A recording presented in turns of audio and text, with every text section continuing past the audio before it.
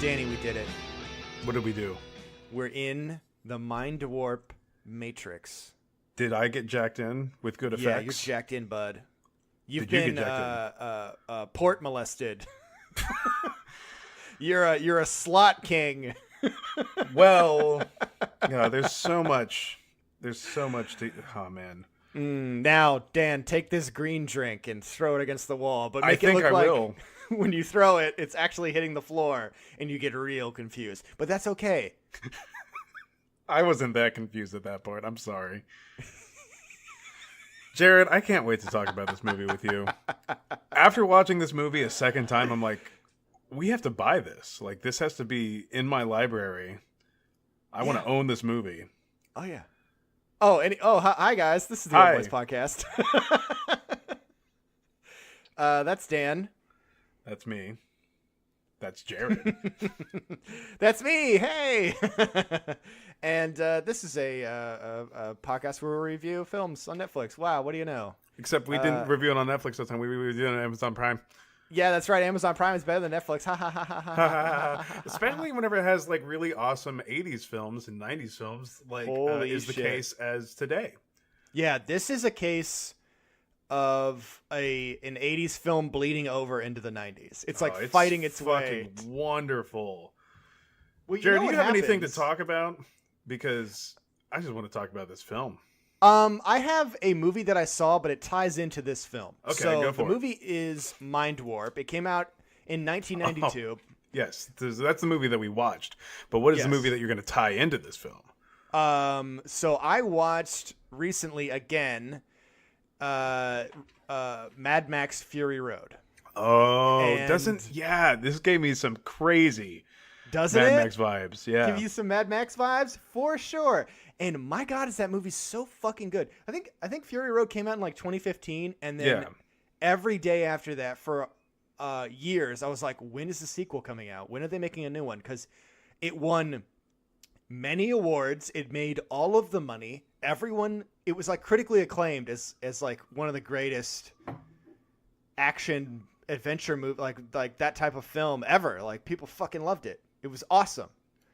And I was reading about it. Apparently, it's stuck in limbo because of legal issues. Because of what's his face? Peter whoever directed it. Shit. Yeah. Well, the director is in a dispute with some people. I don't know, some fucking assholes like the execs or whatever. And it's a money problem because they were supposed to get bonuses and they never did. Oh. Because they were super under budget. So it's all about money, and they had people sign like 3 movie contract deals. Like, everyone's ready to go. The scripts are ready. They just can't make the film because it's legal battle. And it's been going on for this long. Wow. It's still happening. That's crazy. It sucks. Anyways, Mind Warp. So, Dan, could you please explain what this movie is? So this movie is basically this utopian society where you don't do anything besides lay down and jack into your eternity. So it's like a weird idea of heaven, which they bring up later in the film. And this woman is not having it. Her dad was taken away. He was exiled because he wasn't having it either. And then she gets exiled as a result. The mainframe computer says, you need to leave, or I'll show you if you really want to know. And then it shows her, and it goes on this magical journey of desolate, disturbing chemical landscape. Mm-hmm. And she gets to learn what the outside world is really like. And she gets to have sex with Bruce Campbell. That's true. And now, before we spoil anything else, because I kind of want to do the spoilers in order. So, like, the big plot twist at the end. I'm being courteous. You're being a coy boy. Yeah. Hashtag coy boy. Hashtag put Dan back in that koi pond. Yes. Because he's a coy boy. Anyway. Would you recommend this film? 100% yes. That's why I had you watch it. Yes. So on that note, go watch this movie. We're gonna spoil it. 3, 2, 1. That was your final warning. Okay. So I like this movie. it's weird because, like, it's got a lot of problems, of course. So in any film, we all know they all have plot holes, right? Yes. But it's watching it a second time, I definitely picked up on a lot of them, but I didn't really care. Yes. So that's the thing. Like, it's your acceptance of moving past them because you're enjoying the movie a lot. There were a lot of moments, 22 in fact, that I've written down. Oh, Jesus Christ. And I would never have done this. Like, the reason I'm writing these down, and I'm going to go over them with you as we talk about the movie, is more for comedic effect and not because I'm, like, so mad at the film. Like, oh, I hate you, film. I can't believe all these things. But I'm guaranteeing you that your 22 ideas that you've written down for me are going to hamper what I have to say next. In that I don't think that this film deserves a 5.3 that IMDb gave it. Because I think this film is much better than In Darkness. Yeah, and that has a 6, right? Mm-hmm. So it's this film, despite the plot holes, it holds so much water just based off of, the way it looks, the story alone. Like, even though the plot holes are there, you have so many really cool, like, implications that I don't want to spoil yet, but they're fucking insane. The writing and stuff sometimes gets really good at times. That's what I'm saying. Like, it burns you on the inside. You're like, why are they writing this so well if it's a shitty 90s movie? Yeah, it's such a shitty looking low budget film. I keep saying shitty. It's more of, I don't know if this movie looks very low budget. Like, if anybody has ever seen low budget is the better the word. Mystery Science Theater episode Overdrawn at the Memory Bank with Raoul what's-his-face, it looks exactly like that movie until you go out into the Mad Max world. And the Mad Max world looks, oh my God. I want to know where they filmed this because it looks so insane. I've never seen a landscape like this before. Well, so there's like 3 filming locations. Well, maybe 4. Yes and no. Okay, there's so you have the inside world where it's just you're in a room. The pink room, yeah. Then you have the outside world, which is you're in the desert. Iceland or something, wherever they are. You're in the desert, and if you walk 25 paces to the right, you're at the ocean. And if you walk 25 paces to the left, then you're in the woods. Yeah. It's like, where the fuck are they? Yes, like the wasteland and the frozen tundra and the forest. It's it's super insane. It's like the world got smushed together. But that actually works better with some of the spoilers coming up. Yeah. Of like why it's like that.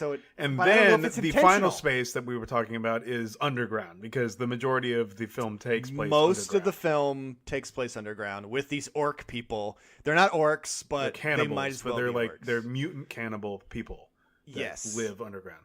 That look like just straight up fucking orcs. They're called crawlers. Crawlers. Okay, so we have Judy. She is the main character. Not quite sure why she didn't get more recognition from this role because she wasn't that bad. Yeah. I thought everybody did a pretty good job in this movie. Fucking Bruce Campbell especially. In this film. Have we even mentioned that? Yeah, we mentioned it briefly, but holy shit, man. He has some of the best lines in the film. Oh, the villain? No, Bruce Campbell. Oh, Bruce Campbell, okay. Yes, yeah, I think, yeah, as Stover. Yes, so Stover. Stovetop Stuffing Stover is the fucking, what a weird name. And the villain is played by Angus Scrimm, and I think he does a pretty good job.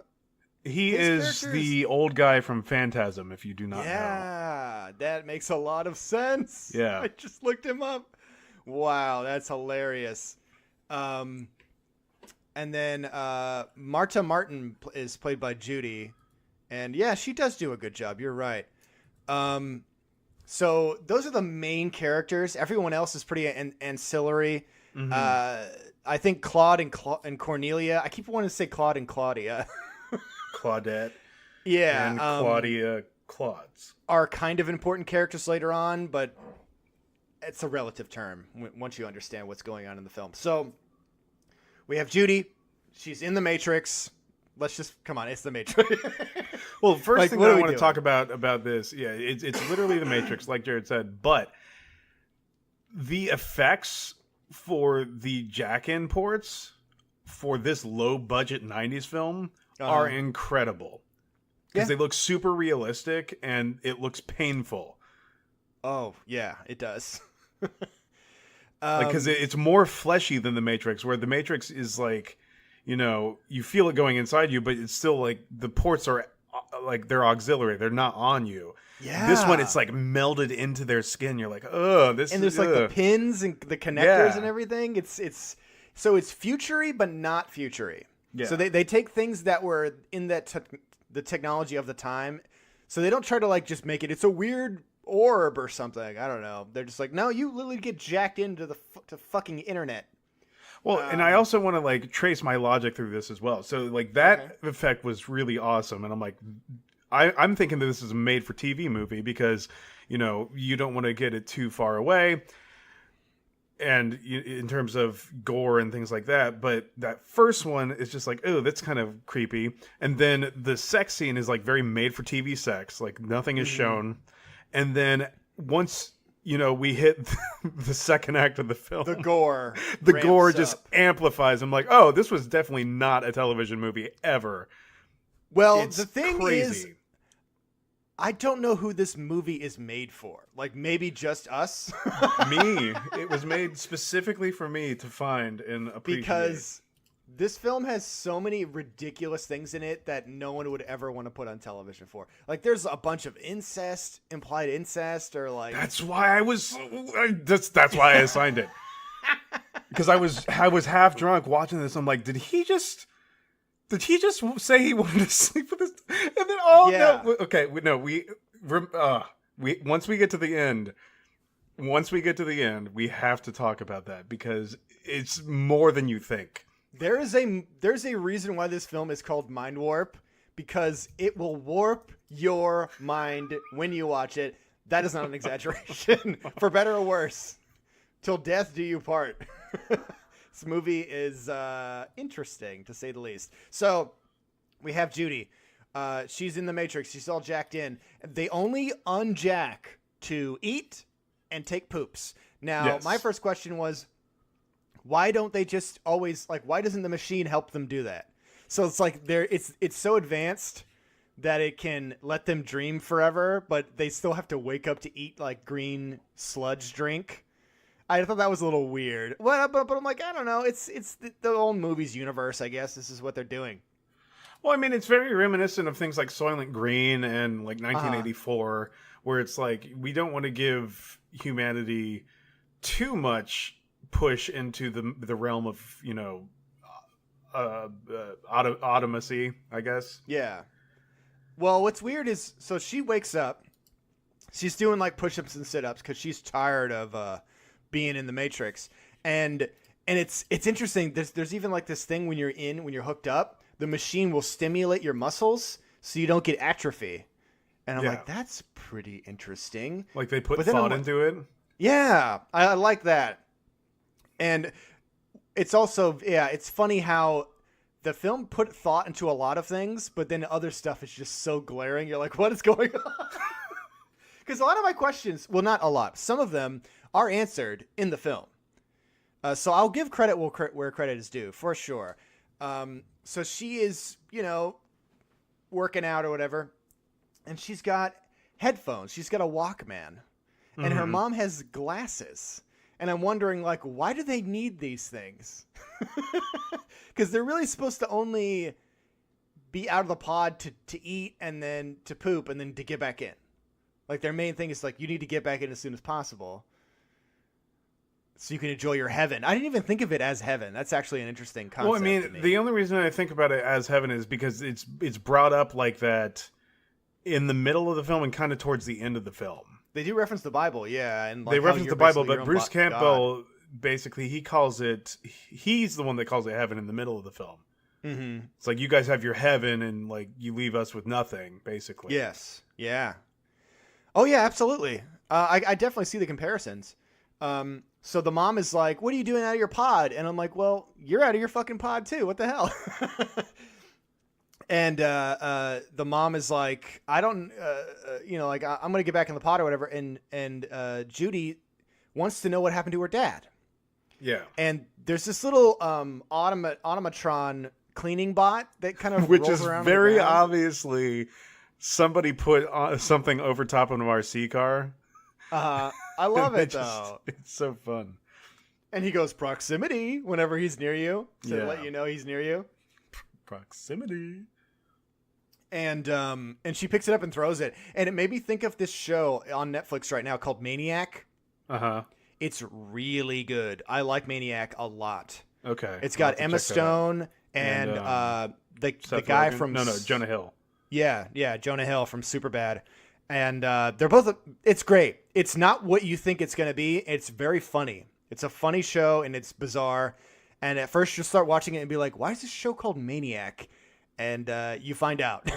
Gotcha. It definitely gets crazy. It's a lot of fun, but it's also a very futuristic world where, like, one of the things is if you don't have enough money to pay for something, you can get something called an ad buddy. And it's a person who will follow you around for a certain amount of time and read ads to you in lieu of you paying for food, or like paying for your train ticket. So that's the weird future they live in. And they have these little robots that remind me of the Roomba, in the future room. Right. That just kind of like go around on the ground and pick up dog But, food. it's really weird because this was way before, Roombas existed. I was wondering, like, when did The Matrix come out? Before or after? Oh, this is before The Matrix, too. Okay. And that was pretty cool. I think it's even before Ghost in the Shell. Yeah, I was going to say, like, I'm sure there's got to be a progenitor. I don't know when that was, but... Well, I mean, there was, like, a lot of cyberpunky kind of books that were written in the 70s and 80s have that whole jack-in thing.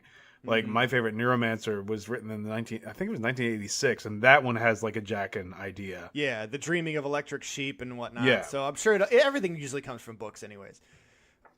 So the mom is like, I don't know what happened to your dad because you're asking me questions. He just left one day, whatever. I want to stay in my dream. And she goes into this opera thing, and she's, like, singing in the opera. This is the one thing I was like, let's get to the next scene. What's going on? But then, the way that she gets her mom out of the opera is, like, she invades her dream, and then they have this really intense dream battle, almost, where it's like they're battling each other's, like, I almost said flaccid bodies, but they're battling each other in their unconscious, essentially unconscious. Yeah. They're they're unconsciously battling each other, and it's really, really cool how it pans out. Dan, it's unconscionable how you. Thank you. Anyway, bad. Judy somehow gets into the mainframe. And then she meets Master Computer. Yes. Or the system operator. And he is the most badass looking thing. It's so cheesy, but it's so badass. it's like so low budget, but they did a great job. It looks cool. I was into it. They got like little lasers coming out of his crotch. I love it. Yeah, and basically, system operator is saying, "Okay, you really want to know? Well, I'm going to tell you." And then it jacks her out. And then if she finds out that she accidentally murdered her mom in that battling process, yes. And then, what she becomes a pillow, and then they put her into sand. She what? Well, they like they put her in a pillowcase basically. I'm like, she's a pillow now. Yes, okay, yeah, the human pillowcase. Yeah, I remember. And then they bury her under the fucking sand of the desert, which is infested by chemicals. Yes, yeah. Apparently, the whole ground is like irradiated or chemicaled or something. Which is weird too, because why are there there's like trees and animals and shit. Possums are still around, so that means like whatever they eat is probably also got chemicals in it. Hey man, I guess. Possums adapt. But of course, Bruce Campbell looks fine, you play down the opossum. And don't you play down my Brucey either. Brucey will always look fine. It makes me think of that stupid stoner movie with the Culkin brother and his dumb possum. Oh yeah, possum. He's like, take care of my possum for me while I go find aliens. Welcome to Willits. So but she oh my accidentally God. What? No, keep going. No, it's okay. Well, I was just gonna say, like, this is another really good movie candidate for riff tracks because Oh yeah, for sure. whenever she first comes out, or no, whenever whenever Bruce Campbell first takes off his mask and you realize that it's Bruce Campbell, I'm like, oh, it's Ash, or like, Yeah. Seriously, it was so funny. His face is so distinct, and you only think of him as Ash. It's bizarre to see him in other films. I forget that he was even in other movies, but I guess he was. He was in Spider-Man. He was the wrestling announcer for Spider-Man. Bonesaw. Get me Spider-Man. Me Spider-Man. He could play J. Jonah Jameson, and you put some, just dye his hair white. I don't know. He was in Bubba Hotep. So she emerges from her pillowcase cocoon. Yes. The systems operator has banished her. And what I'm wondering, this will make more sense later, but she says to her mom that she's been arguing with the systems operator a lot lately, and that the SO won't let her dream properly. Uh-huh. Which I'm like, what's the deal with that? So she starts walking around and immediately falls into quicksand. Okay, hold on a second. So you have angered your systems operator. Yeah. Uh-huh. You wake up in the middle of the desert, underground, and the first thing you see is a cross with this skull or a skeleton on it. That looks like she's in a wedding dress, too. I don't know if you saw that. So aside from how horrifying that must be, what do you do? The first thing I would do, try to just start walking. I mean, what else can you do? You roll a 2. You fall into quicksand. You botch your first dexterity roll. You botch your first dexterity roll. She fucking... She gets stuck in this quicksand, but what's so dumb about it is that the ground is solid except for this one little circle where she's supposed to fall. So she just starts sinking. She does no attempt to try to get out of the quicksand. So I thought that was silly because if she just came from solid ground, if she just turns around and grabs the solid ground, she could just pull herself out. I don't understand. And it's clear that she's been working out without using the simulation. You know what I mean? Unless her being outside in the pink room is also a simulation too. I don't know. Oh. Could be. Who knows? There's my mind warping again. Yeah. That's that mind warping again. So then these mole people show up, the orcs, and they're going to pull her out. And it's clear that they're bad guys because you can tell through their masks that they're like horrific monsters. And that made me think of that trope of how, like, if you're ugly, you're bad. Yes. If you're pretty, you're good. Well, this is the 90s, so be fair. We haven't learned that yet. Yeah, and I mean the villain has to be a person, but I don't know if you categorize him as pretty. But he is probably the only other human. So she gets saved by the monsters. They tie her up and they just put a rag in her mouth. And I'm just like, if you don't want that rag in your mouth, spit the rag out. Like, that is what true. What are you doing? That is true. I didn't pick up on that, but now that you've said that. Yeah. And that's what this whole movie is to me, is these little things of, like the stage director or whoever like does this stuff of like, here, you need to do this and this. They're like, just put a gag in her mouth. And that's her being kidnapped, but it doesn't make sense when you see it. So that happens a lot in this movie of just like, but what's really keeping her here? Especially towards the end, whenever she's just kind of standing still and not running away. There's a scene towards the end where like the villains just don't attack the hero so he can fight the main villain. Like the orcs, they just all stand around while Bruce Campbell fights the main villain, and there's no reason for it. Because the first time he tries that, he gets his ass kicked and thrown into a den of leeches or whatever. And you're like, I don't understand why any of this is happening. The Den of Leeches, which was a pretty cool scene. So Bruce Campbell shows up in his little Ewok outfit, and you're not wrong. Yeah. He's got his little crossbow, like Chewbacca crossbow here. Oh my god, and, you're not wrong about that either. So wait, what you're saying is this film is Star Wars. Star Wars. Wars. Yeah, basically. It's basically 100% Star Wars. Nothing original here. So basically, what happens is he saves her, Yep. and then she's like, "I love you," and he says, "I know." Instantly, dude. This is not an exaggeration. Oh yeah. The love story kind of just happens. Yeah. So he convinces her immediately that he's a good guy because he's handsome. As soon as she sees his face, she's like, "Oh, I'm fine now," and just passes out. So he lives in this little cabin on the edge of the woods, I guess. And he just catches possums all the time. So he teaches her how to catch possums and how to avoid holes, which never comes up again in the film. Which is unfortunate. Because it's like hindsight is 20/20, right? Yeah. But then the other thing is, I want you to get this clip because he like berates her at first. Okay. It's like, yeah, you're an attractive woman from the other side, but let me tell you about all your sins first. And there's one clip in particular where he says something. It's along the lines of you stripped off a layer of the sky and you just forgot about it. And I'm like, holy shit, that's like way ahead of its time. Mm-hmm. I had no idea what was outside. I didn't even think there was an outside. That's because you've forgotten. You've all forgotten, haven't you? You poisoned the world, you stripped a layer off the sky, and when the ice came, you just left. You left us here to die. You left us in your shit.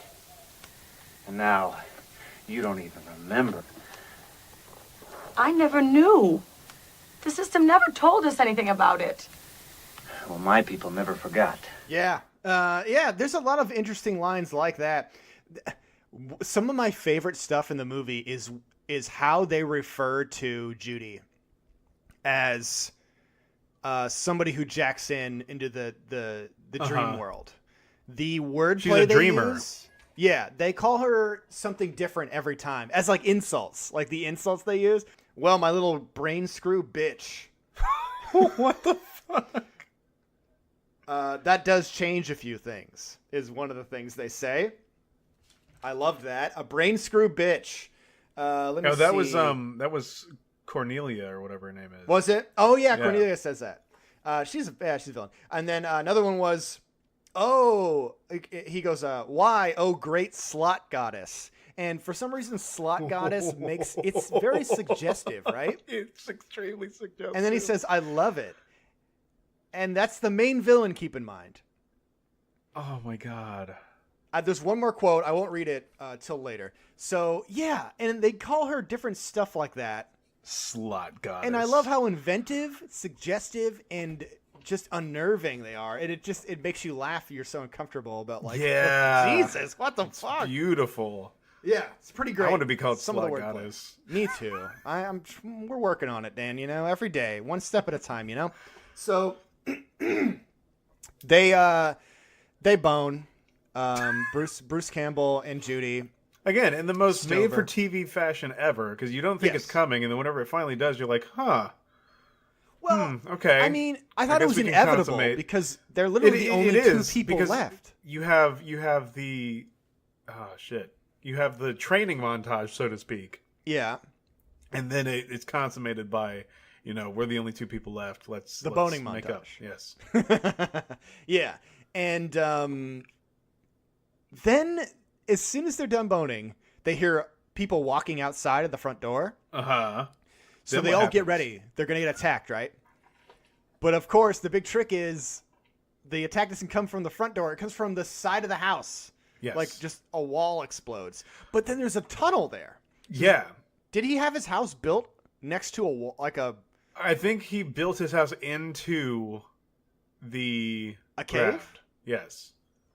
But why would he do that when he knows the crawlers are in the ground? Like, he wouldn't want to go in the ground. So there's my first plot hole. Seriously, like, he elevated the dead, people who, like his mother, his parents, on the crucifixes so they wouldn't be on the ground so the crawlers wouldn't eat them. Right. So, like, why would he build his... What the fuck? Again, that's really cool that they put thought into that, but then they completely forgot that, his house is very exposed. It doesn't make any sense. And how come they not hear them digging that hole to his house? Unless that hole was just there always. Or while he was out hunting possum, maybe they were keeping tabs on him. You got to let your brain work a little bit harder on this one, Jared. I don't want to, though. Got to fill in them plot holes yourself. Sense. I know. And you have to do that with every movie, like I said. It just depends on how much you like it. And I like finding all the plot holes. That's what I like. So one thing I want to talk about, too, before we move on into the rest of the film, which is in the cave with the orcs. And when I saw the stills for this film, I thought this was going to be a fantasy movie. Right. Like a Conan fantasy film. It kind of does get Conan a little bit later on. But do you remember the guy who jumps out of the frozen lake? Yes. What the fuck? Well, what had happened with him was there were two people that were kidnapping that girl. And he kills one of them, and the other one rolls down into the lake. Does he? Yeah, that's what happened. That's what happened? And then Bruce Campbell's waiting. He's like, where the fuck is this guy? Oh. And then he jumps out of the lake. Okay. I was wondering, like, why? I thought it was just a third guy. The first time I'm like, what the fuck? And then the second time I'm like, oh, okay, that makes sense. That makes a lot more sense. Thank you. Because I'm like, why would there just be a dude waiting in the lake for someone to walk by and jump out and try to attack him? Okay. Well, that's why he's so cautious. He doesn't save her right away. He's looking for the second person he shot guy. Because he didn't see a second body. Holy shit. All right. I didn't realize that. I was so confused what he was doing. And he destroys that tractor too, which was weird. But because it's chemicals. Oh, yeah, I guess so. I'm just bullshitting you. I don't know. The penis is good. The gun is good. Okay, so shit. They're in the caves with the orcs. We get to meet Claudette. We get to meet Cornelia. Yeah. There's Claude. Corneliada. There's Claude and Cornelia. Both names that could be men or women's names, right? I mean, they're Cornelius and then Claude. Claude sounds like a man's name for me. I don't know why. A little bit, yeah. I had convinced myself halfway through the movie that Claude was actually a man. I even wrote down, I was like, holy shit, this character's a dude? And then right after I got proven wrong when they said it was a her, and I was like, I'm so confused. Because it's this like little girl that has like little sores on her face, and she just like does things for them. But she looks almost normal. Yeah. And then Cornelia is a Amazon lady. She just is like a supermodel Amazon lady who looks completely normal. There's nothing wrong with her. She has no blemishes or anything. I don't know if it was implied that she wore makeup or something, but they're saying that all the humans are poisoned or they all have defects. Bruce Campbell looks fine. Yeah. This other Amazon lady looks fine. I don't understand what's going on. The only thing they say is that she is barren, so she can't have kids. Well, that's a disability right there. It's a little weird, I guess. I don't know. So Judy gets taken to this room, which is my favorite room in the movie. Think about that, where it's like you have some androgynous person named Claude, and you have a barren woman. So it's like there's no way to populate the world. Because Claude is not necessarily. I think they're both barren, actually, or they both cannot have kids because of mutations. I think. Well, Claude could be a eunuch.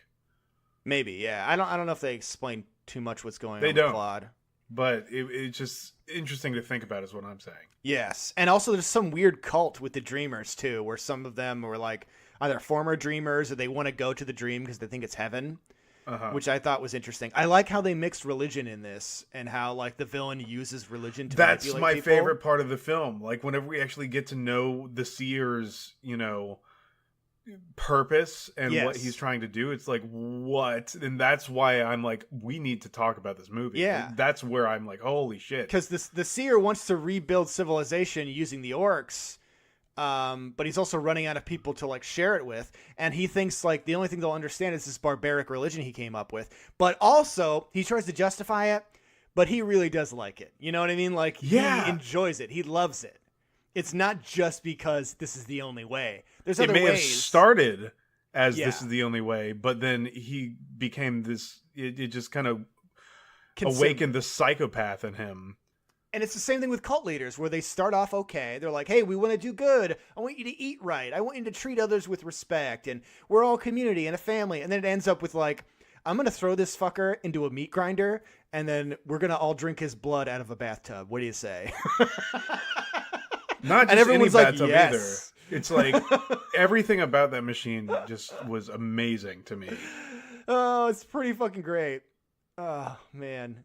Really. And there was like a water fountain juicer too. From what's that? There was like a water fountain aspect of it too. Yeah. Just like, oh my god, it was so awesome. They had the fucking Conan skull goblets. Yes, I love that shit.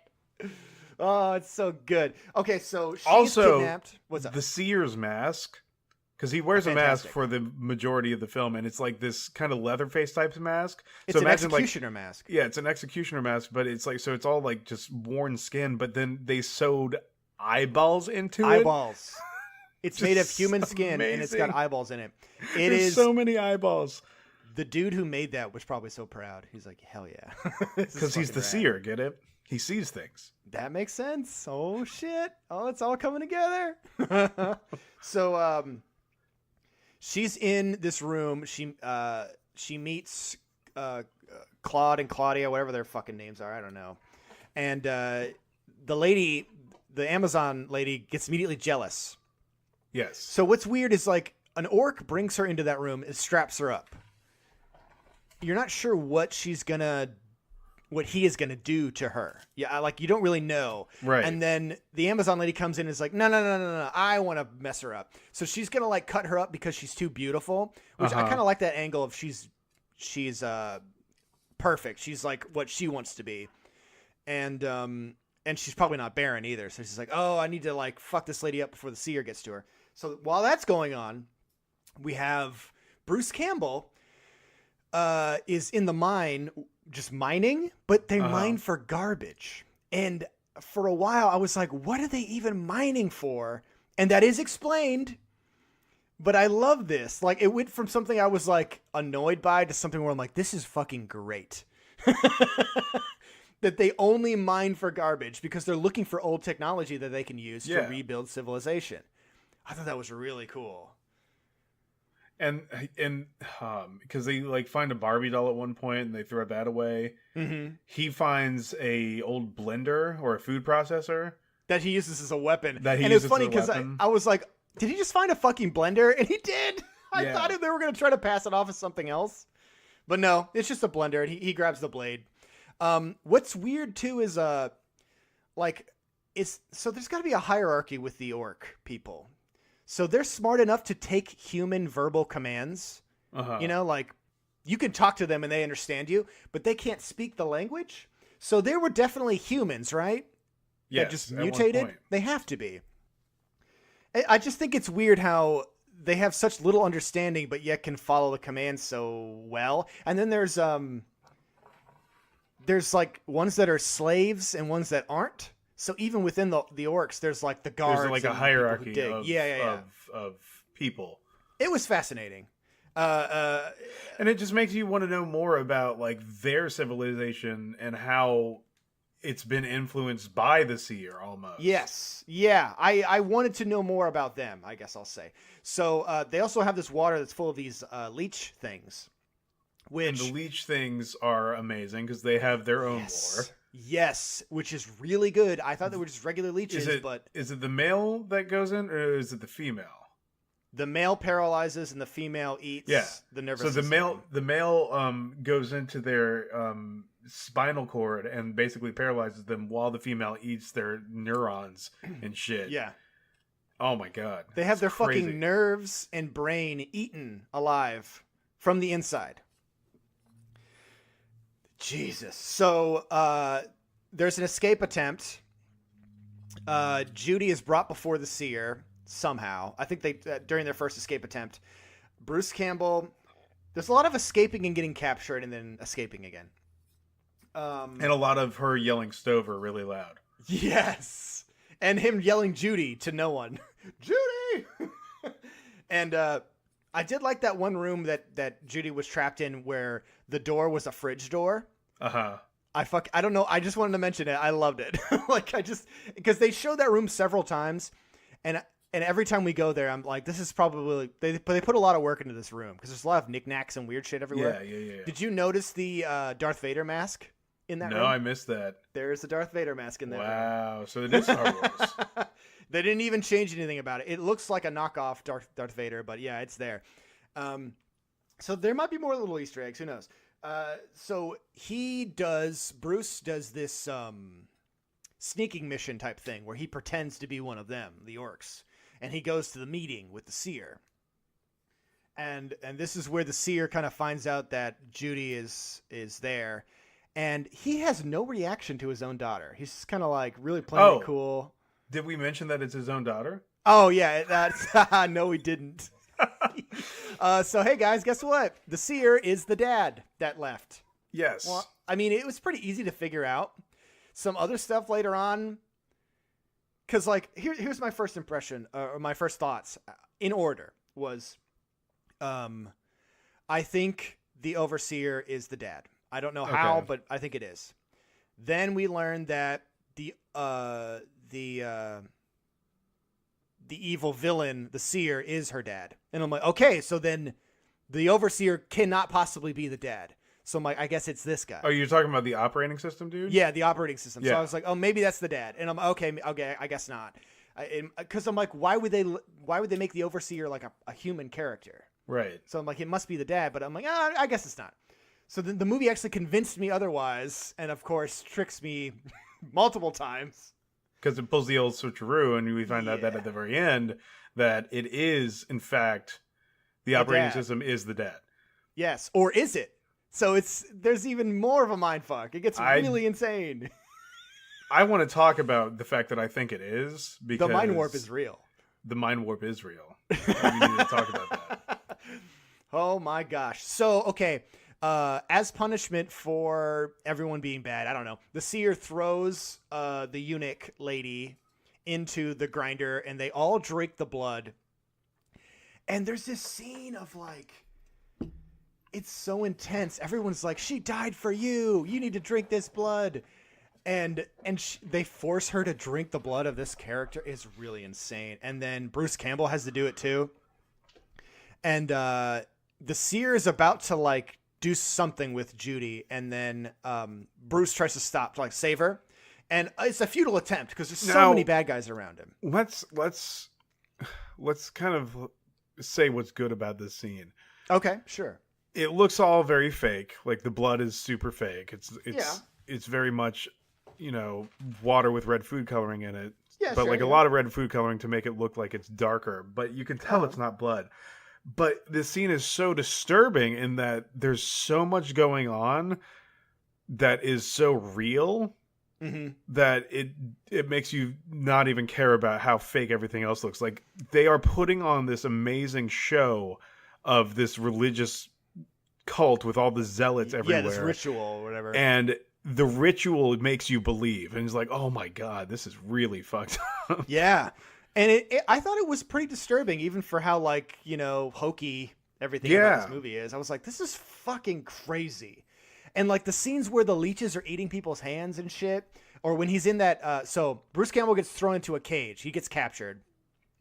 And Judy goes off with Dad to learn about why he's doing this. And we got to get a clip of him talking about why he's doing this, too, because he's just fucking insane. Okay, yeah, for sure.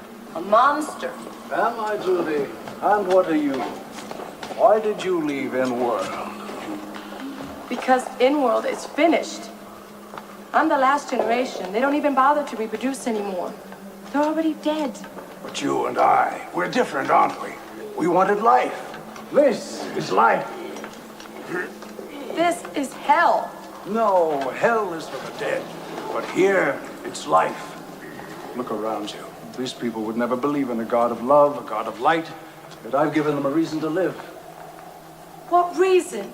Dreadful though it is, I've given them a structure, a religion, hope. They're blind, Judy, and I see for them. They've survived. I'm sorry you don't see it as I do. You will. Soon.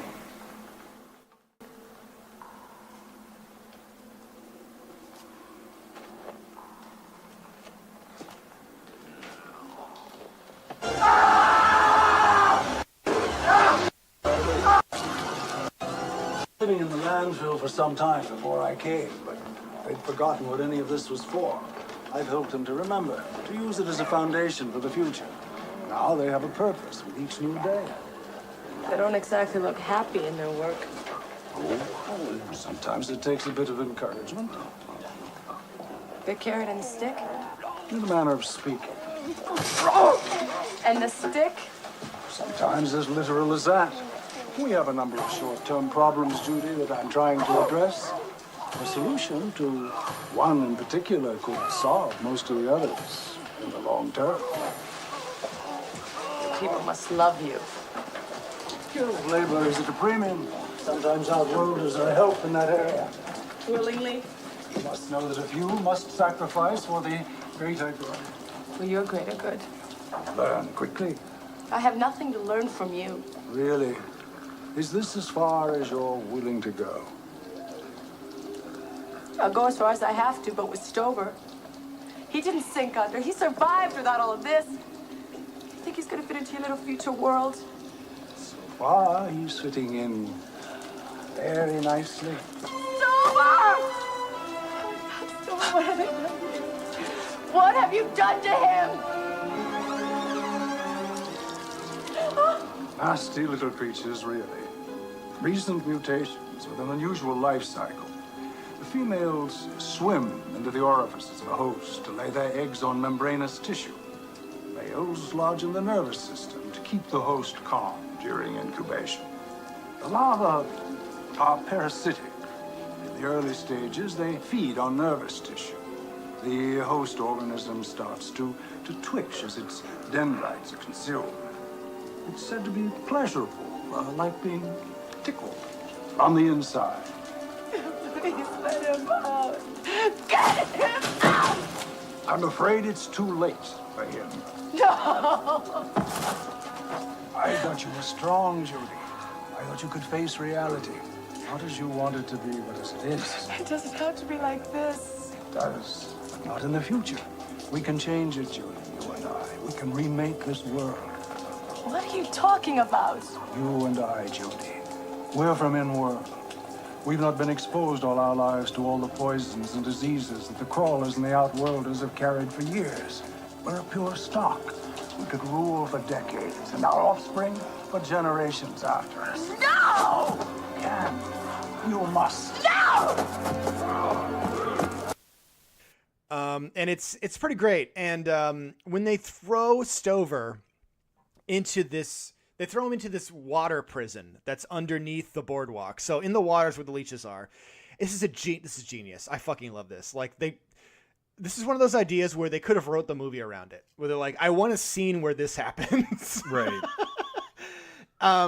They throw him in, they nail him shut in there, and the leeches start entering his body and just eating him alive. And he's screaming and screaming. And I'm like, is the main character just dead? Because there's no way he can come back from this. Like, he's dead now, right? Mm-hmm. What the hell? And then he stops screaming and then just kind of zones out. And you're like, what is going on right now? Yep. Did they just forget? Like, did he just die? Or is this a mistake in the movie? No, it's not. This is actually what the leeches do to you. They put you in a state of ease. Mm-hmm. It actually feels good while they're eating you. Kind of like being in the machine, in the dreams and everything. Yeah. I was like, this is all kind of seems related, of like just giving up.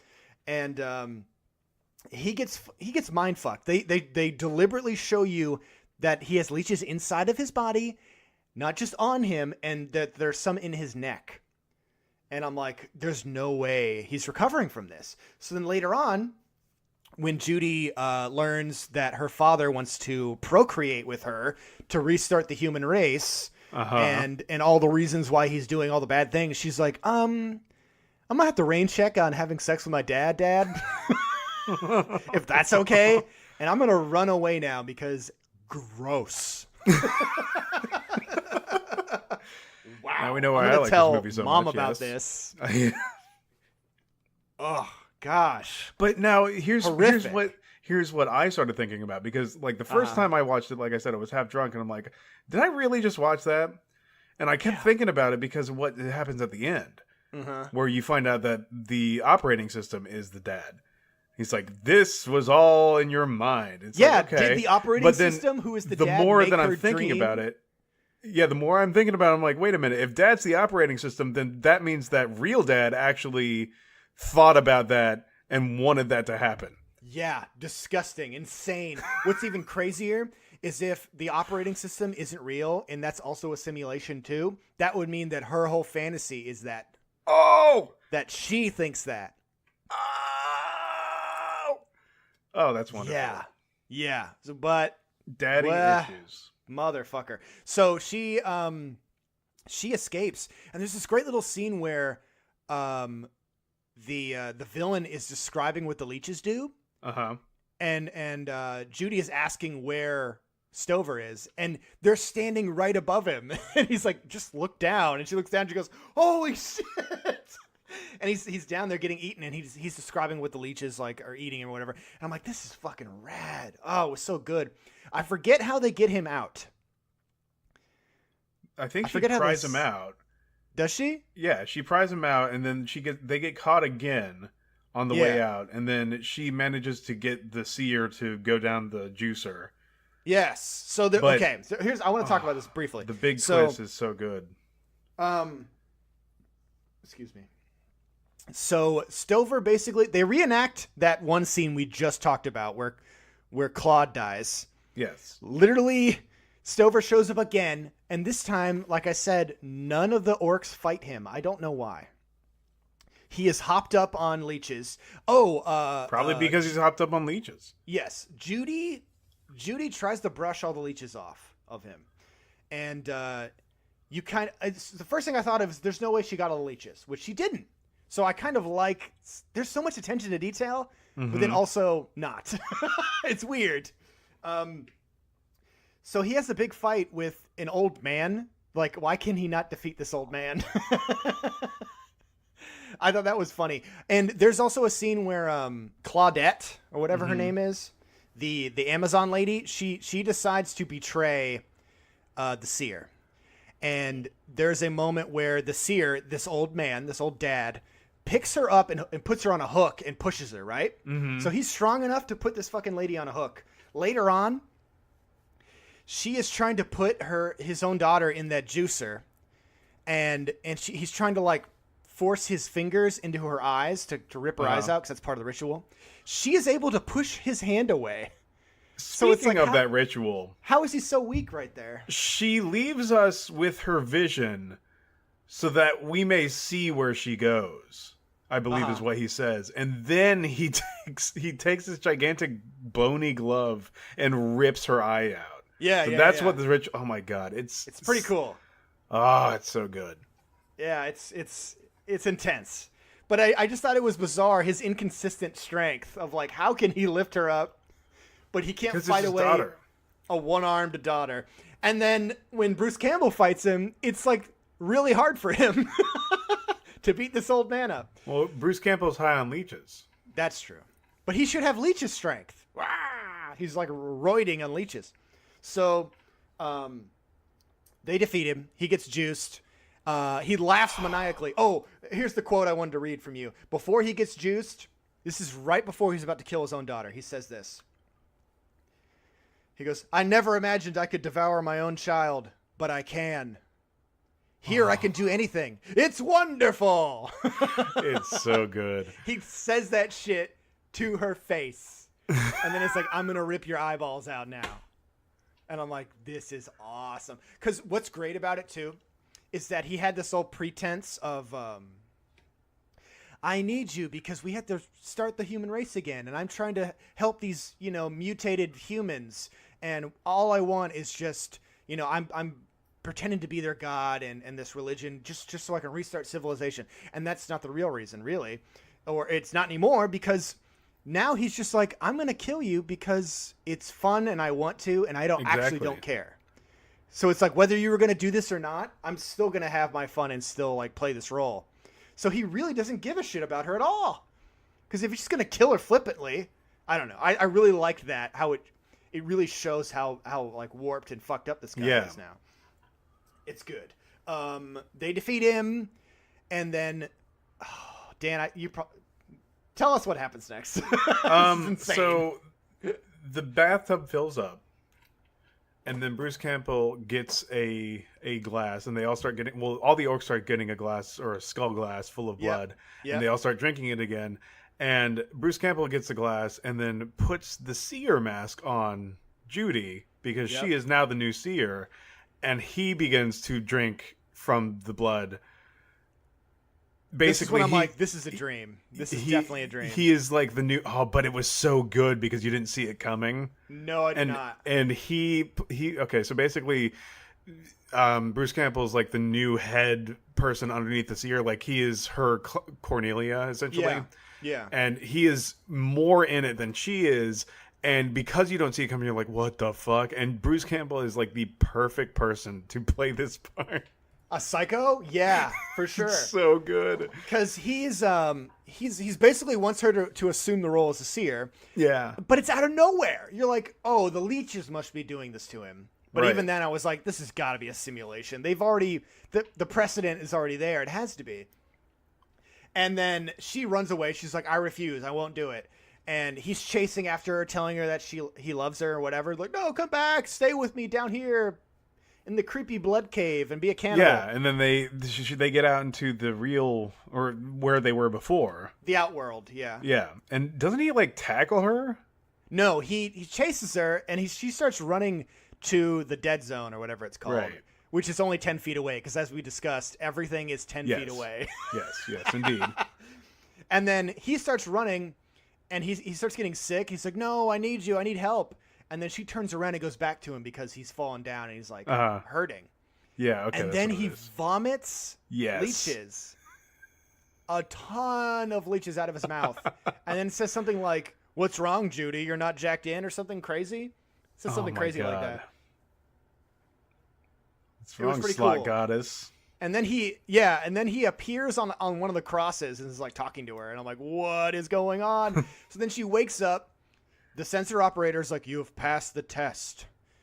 You didn't want to fuck me, so that means you are now the new overseer or whatever. Yeah, I'd be like, but before we give you the title, are you sure you don't want to bone? You sure?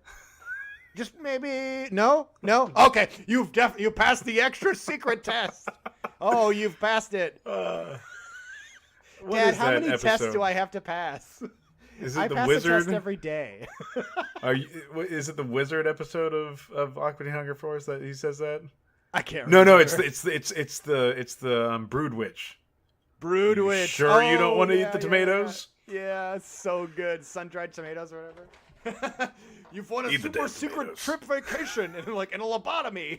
And they're like, eat the goddamn things. They throw him in his mouth and he goes to hell. Such a good episode. Whatever happened to that show?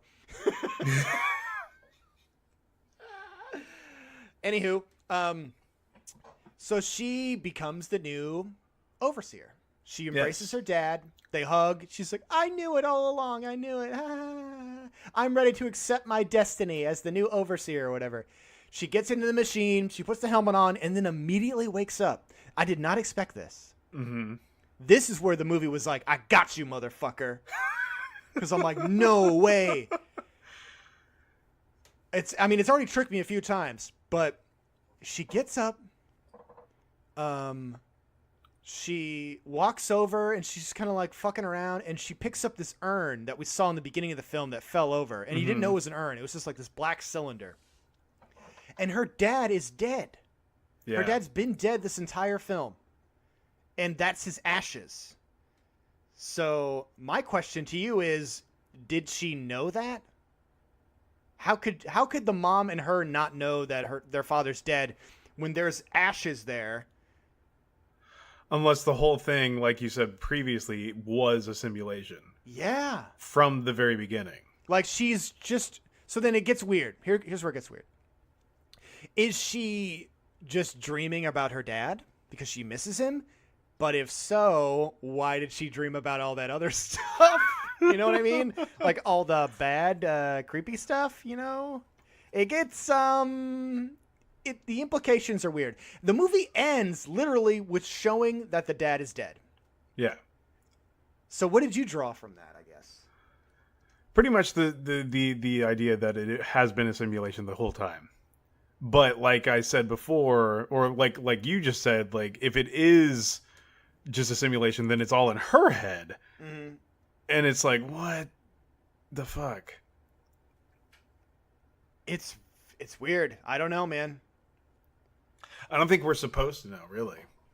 I think we're just supposed to think about it. I think we're just supposed to have our mind warped forever. Oh, yeah, and it fucking worked. It's a weird fucking incest simulation. Oh, yeah, the mom is fine, by the way. But after seeing the ending of the film, I went back and watched like the beginning just to see if they ever mention that the dad is dead. They never do. They just only say that he had gone. He's gone. They don't know where he went. Right. I had assumed that he was dead. So you're saying that that's an attention to detail because they didn't say dead. Mm-hmm. And then I also, like I said, I got into a deeper thing of like, well, maybe all of this is just some weird simulation. And like, even the fake pink room where they jack in, maybe all that's fucking fake too. Who knows? I don't know. It's crazy. What a time warp to be in if you were just like, that was your existence to... I love the concept. It's such an interesting concept. I guess this is final impressions or whatever. I loved a lot of the ideas of the movie. I wish the movie had more of a budget so they could have like different locations, I guess. But then again, part of the charm to me was the fact that it didn't have so much budget. Yeah. So like one of the things that really annoyed me was just they're in the cave for too long. Like I got kind of bored of the cave after a while. Yeah, the cave is a little bit too long for sure. But everything else about like the if movie, they added one more set, this movie would have been a 7. Yes. Just put one more location. Take them somewhere. I don't know. But like the ideas and the weird psychology or whatever that they were trying to get into, and with it kind of reminds me of that like one post-apocalyptic movie that we watched very early on in the podcast, like the Project X29A or whatever. Yes, yeah. It's like it's that kind of vein of movie where it's like this weird post-apocalyptic 90s movie that's actually really good for no reason at all. Yeah. Oh yeah. But yeah, I enjoyed this movie. I liked it. What'd you think?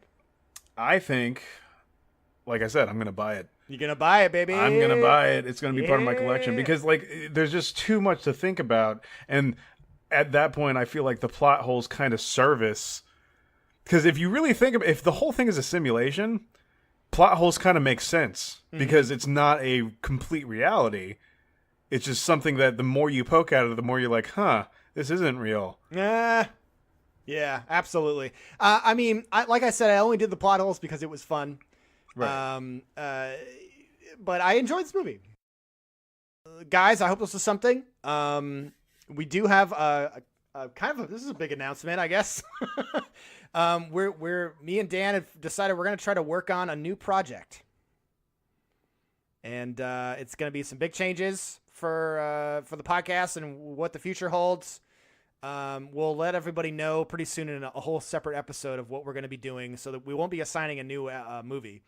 But we will be going over what is to become of us. What is to become of us? We are robots from the future. But yeah, it's a lot of it's only good stuff. It's going to be great. I assume. But until then, I hope this is something, guys. And Dan, you have the final word. Stupidity, chaos, cruelty, pain, reality, a failure worse than any nightmare. There was no fixing it, nothing except Infinicynth, a.k.a. boning your daughter. Bullshit.